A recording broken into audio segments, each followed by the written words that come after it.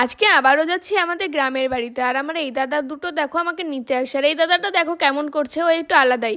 আজকে আমার ভাইও নেই, বাপি দাদাও নেই। ভাই গেছে তো এক্সাম দিতে, আর দাদা গেছে একটা কাজে। তারপরে তিনজন মিলে টুকটুক করে চলে গেলাম বাড়ির দিকে। আর বাড়িতে গিয়ে আমি একটুকু বসিনি, চলে আসলাম সোজা আমাদের বাগানের দিকে, চা বাগানের দিকে। অনেকদিন না চা বাগানে আসা হয় না। বাবা বলে যে বাড়িতে যাস, একটু বাগান থেকে তো ঘুরে আসতে পারিস। সেই জন্য চলে আসলাম বাগান দেখতে। আর এই ঘেরাও দেওয়া বাগানটুকুন দেখতে পাচ্ছ, সম্পূর্ণটা আমাদের। অনেকদিন আসা হয় না বাগানে। আর তোমরা কারা কারা চা বাগান দেখোনি আমাকে কিন্তু অবশ্যই কমেন্টে জানিও। আর গাইজ, যেই কাজের জন্য আসলাম সেই কাজ তো হলো না, কারণ দাদাদের না একটা শ্যুট ছিল আর আমাদের ক্যামেরাম্যানই আজকে আসেনি। এই জন্য কি করবো, এখানে বসে বসে একটু আড্ডা মারি।